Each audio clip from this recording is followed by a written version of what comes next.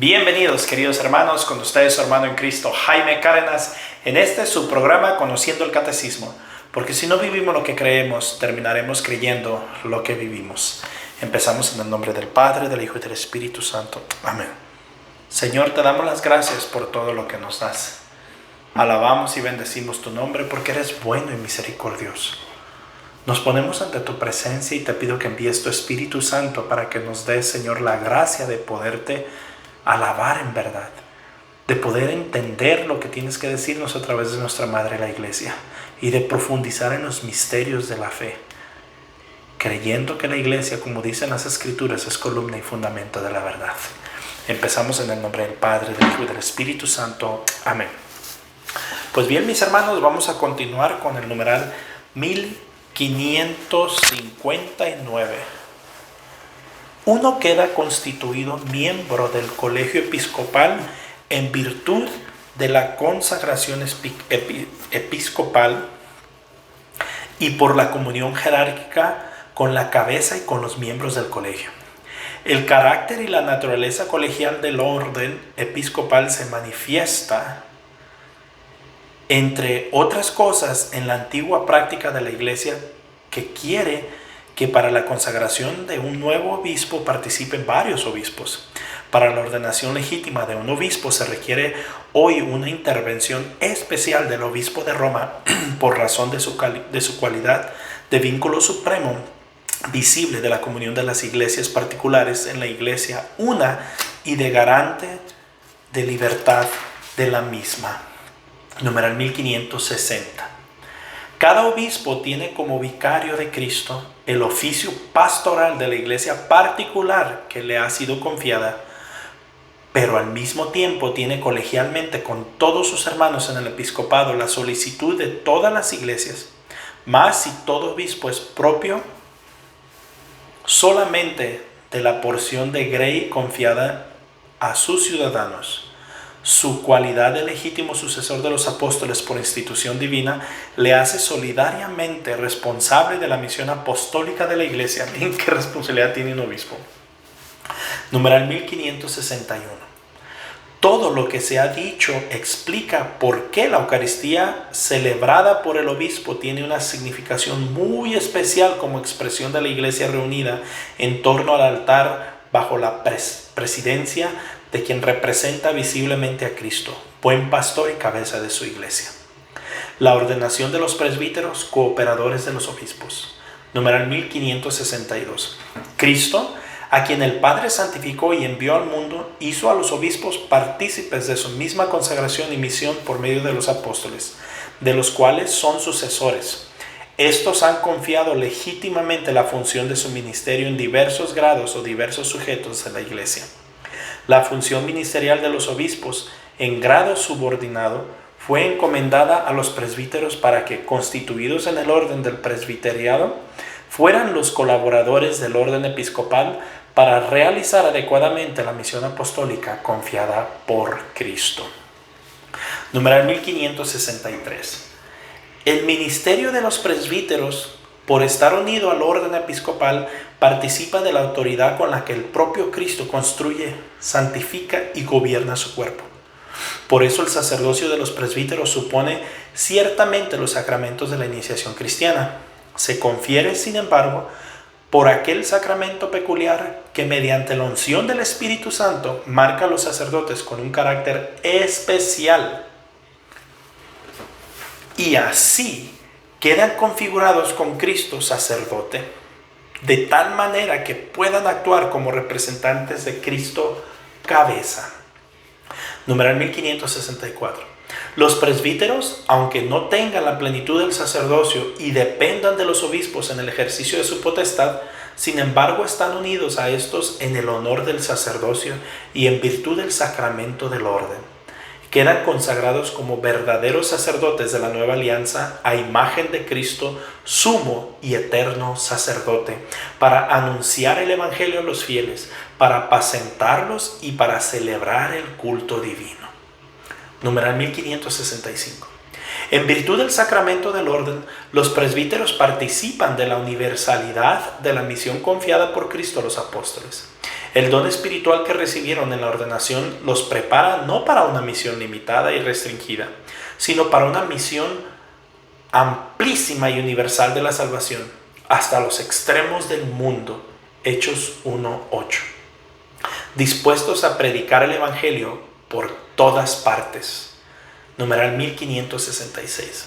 Su verdadera función sagrada le ejercen sobre todo en el culto eucarístico o sinaxis. En ella, actuando en la persona de Cristo y proclamando su misterio, unen la ofrenda de los fieles al sacrificio de su cabeza, actualizan y aplican en el sacrificio de la misa hasta la venida del Señor.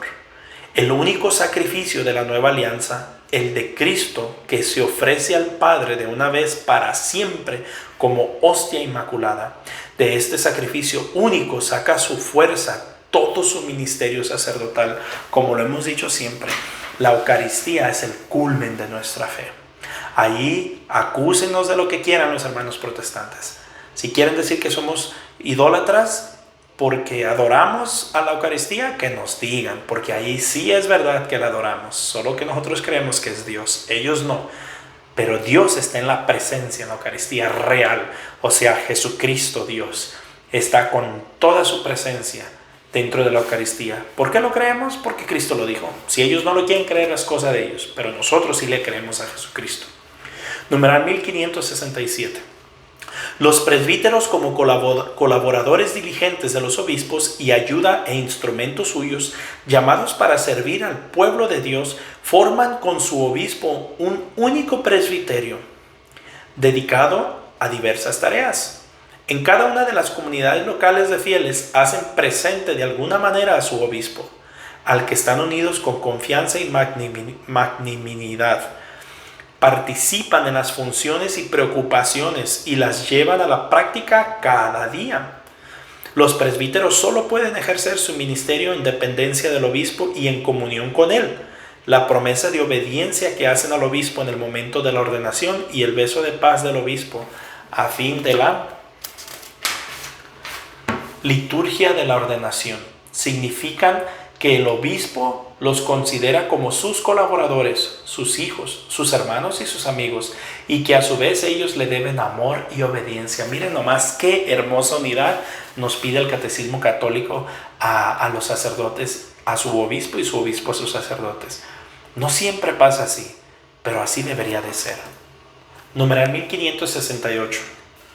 Los presbíteros instituidos por la ordenación en el orden del presbiterado están unidos todos entre sí por la íntima fraternidad del sacramento. Forman un único presbiterio, especialmente en la diócesis a cuyo servicio se dedican bajo la dirección de su obispo.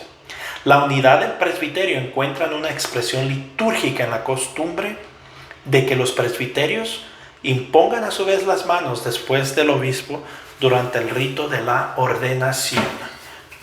La ordenación de los diáconos en orden ministerial. Numeral 1569. En el grado inferior de la jerarquía están los diáconos, a los que les imponen las manos para realizar un servicio y no ejercer el sacerdocio. En la ordenación del diaconado solo el obispo impone las manos, significando así que el diácono está especialmente vinculado al obispo en las tareas de su diaconía. Numeral 1570. Los diáconos participan de una manera especial en la misión y la gracia de Cristo. El sacramento del orden los marcó con un sello, carácter, que nadie puede hacer desaparecer y que los configura con Cristo que se hizo diácono, es decir, el servidor de todos. Corresponde a los diáconos, entre otras cosas, asistir a los obispos y a los presbíteros en la celebración de los divinos misterios, sobre todo de la Eucaristía y en la distribución de la misma. Asistir a la celebración del matrimonio y bendecirlo, proclamar el Evangelio y predicar, predecir las exequias y entregarse a los diversos servicios de la caridad. Dios me dé la gracia, eso sí quiero ser un día, diácono. Numeral 1571.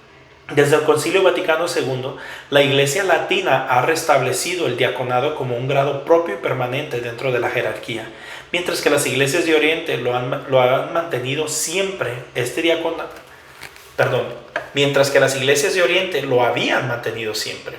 Este diaconado permanente, que puede ser conferido a los hombres casados, constituye un enriquecimiento importante para la misión de la iglesia.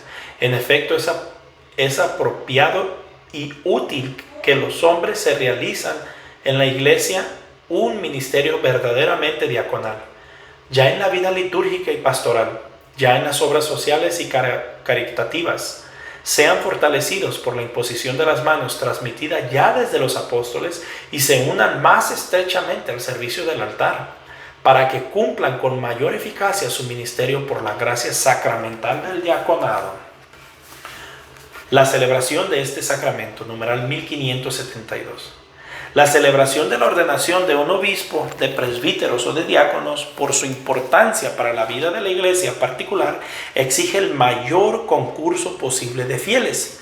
Tendrán lugar preferentemente el domingo y en la catedral, con una solemnidad adaptada a las circunstancias. Las tres ordenaciones del obispo, del presbítero y del diácono tienen el mismo dinamismo. El lugar propio de sus celebraciones dentro de la Eucaristía. Numeral 1573. El rito esencial del sacramento del orden está constituido para los 3 grados por la imposición de manos del obispo sobre la cabeza del ordenado, así como por una oración consagratoria específica que pide a Dios la efusión del Espíritu Santo y de sus dones apropiados al misterio para el cual el candidato es ordenado. Numeral 1574. Como en todos los sacramentos, ritos complementarios rodean la celebración. Estos varían notablemente en las distintas tradiciones litúrgicas, pero tienen en común la expresión de múltiples aspectos de la gracia sacramental. Así, en el rito latino, los ritos iniciales, la presentación y elección del ordenado, la alocución del obispo, el interrogatorio del ordenado, las letanías de los santos, ponen de relieve que la elección del candidato se hace conforme al uso de la iglesia y preparan el acto solemne de la consagración. Después de esta, varios ritos vienen a expresar y complementar de manera simbólica el misterio que se ha realizado. Para el obispo y el presbítero, la unción con el santo crisma, signo de la unción especial del Espíritu Santo que hace fecundo su ministerio, la entrega del libro de los evangelios, el anillo de la mitra y del báculo al obispo en señal de su misión apostólica de anuncio de la palabra de Dios. En su fidelidad a la iglesia, esposa de Cristo, de su cargo de pastor del rebaño del Señor, entrega al presbítero de la patena y el cáliz, la ofrenda del pueblo santo, que es llamado a presentar a Dios, la entrega del libro de los evangelios al diácono, que acaba de recibir su misión de anunciar el evangelio de Cristo. El ministro de este sacramento, numeral 1575. Fue Cristo quien eligió a los apóstoles y les hizo partícipes de su misión y de su autoridad. Autoridad. Los obispos, sacerdotes, diáconos tienen autoridad sobre nosotros. Si a mí viene mi párroco y me viene a decir aquí donde estoy, en mi canal, que tengo que parar, yo tengo que parar. Tengo que ser obediente a mi párroco, a mi obispo. Entonces, mi sacerdote, mi párroco sabe que hago esto y tengo su aprobación, pero en el momento que me la quite, pararé. Yo necesito ser un obediente a mi párroco. Ellos tienen la autoridad sobre nosotros, nos guste o no, y no entiendo por qué no debe gustarnos, al menos que sea un mal sacerdote, que también los hay. Numeral 1576. Dado que el sacramento del orden es el sacramento del ministerio apostólico, corresponde a los obispos, en cuanto sucesores de los apóstoles, transmitir el don espiritual, la semilla apostólica. Los obispos válidamente ordenados, es decir, que están en línea de la sucesión apostólica, confieren válidamente los 3 grados del sacramento del orden.